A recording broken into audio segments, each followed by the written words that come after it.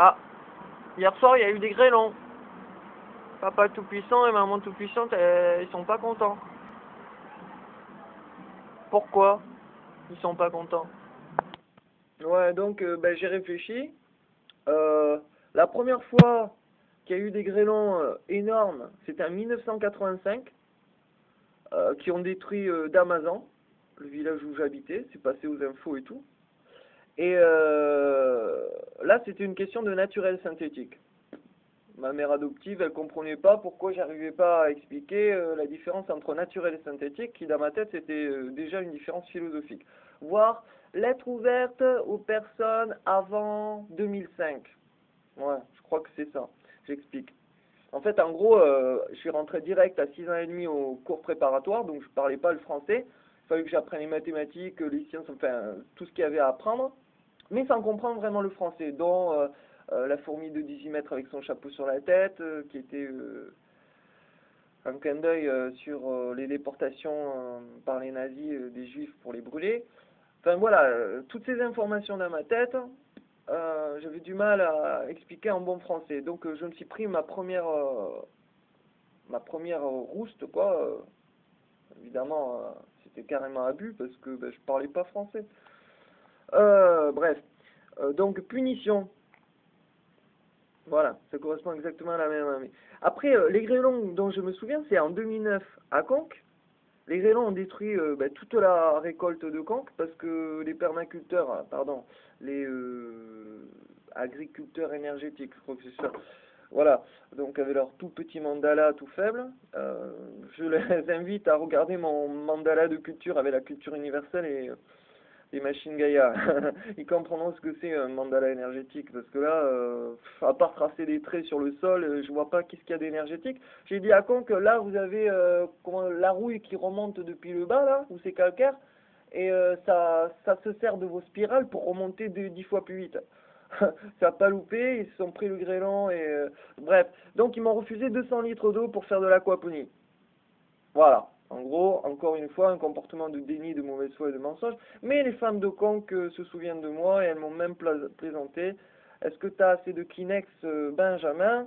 Parce que je sais pas si tu as remarqué, mais il y a plein de femmes ce soir. Voilà. Vous voyez que les femmes sont très subtiles. Elles arrivent à comprendre ma finesse derrière mon côté immonde. Novembre 2010.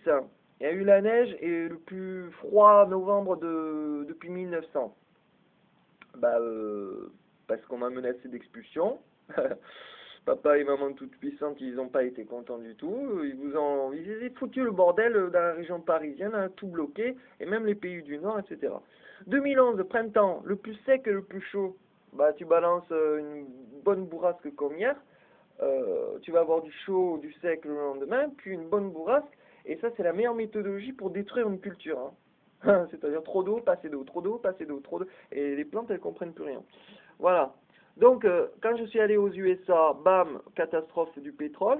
Juste avant, un an avant, Katrina qui m'a annoncé. Puis un an après, ils se prennent des tornades qui remontent depuis la Floride au centre. Alors là, je sais pas, il faut pas être énergéticien pour constater que ça suit non seulement mes pas, mais en plus, je dirige, je vais aux USA dans un petit péninsule qui s'appelle la Floride. Et puis, moi, mon message, ben, il se téléporte ben, jusqu'au centre, hein, avec les tornades actuelles. Au Brésil, pareil, hein, catastrophe barrage hydraulique, gros coup d'éclair sur le barrage de Sao Paulo. Et, enfin bon, voilà quoi. Et après que je sois parti, ils m'ont beaucoup parlé d'Amor et Félix. Alors je leur ai dit que l'amour ne sauvait pas les enfants en train de mourir de faim au nord-est des favelas du Brésil. Ils m'ont quand même redit Amor et Félix. Le problème, c'est qu'ils sont tous des privilégiés hein, qui n'ont jamais connu la famine. Hein. En fait, le Brésil, c'est comme l'Europe, en fait. Tu dis à un Français, il y a de la misère en Pologne ou dans les pays de l'Est. Pour lui, par exemple, mon petit cousin petit, adoptif, il a parlé des petits noirs de Sarajevo. Et là, toute la famille vendait du long, ils ont applaudi. Oh, qu'est-ce qu'il est mignon, qu'est-ce qu'il est rigolo. Et moi, j'étais choqué, j'avais quoi, 10 ans? J'étais choqué parce que je voyais de suite que bah, les Blancs, ils confondaient encore la misère et les Noirs. Voilà. et qu'on applaudissait les gamins en bas âge dès qu'ils faisaient l'amalgame. Donc voilà, tous ces petits trucs, ça m'a trop dégoûté, putain, ça m'a trop dégoûté. Et qu'est-ce que vous voulez dire? Qu'est-ce que vous voulez que je vous dise?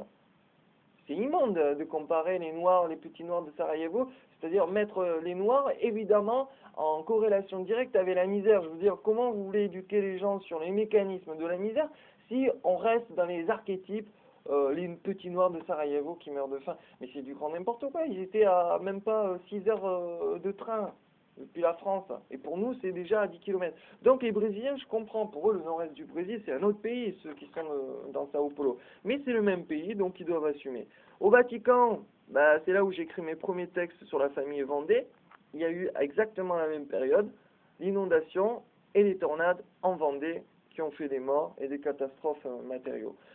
Donc ça, c'est que ce que je me souviens là, de suite, là, maintenant à l'arrache. Mais j'en dénombre entre les accidents, les disparitions et autre chose où je ne suis pas impliqué dedans. Enfin, moi j'hallucine grave, quoi. Donc voilà. Et là, depuis tout à l'heure, je sais pas qu'est-ce qu'il a à l'écran, il clignote.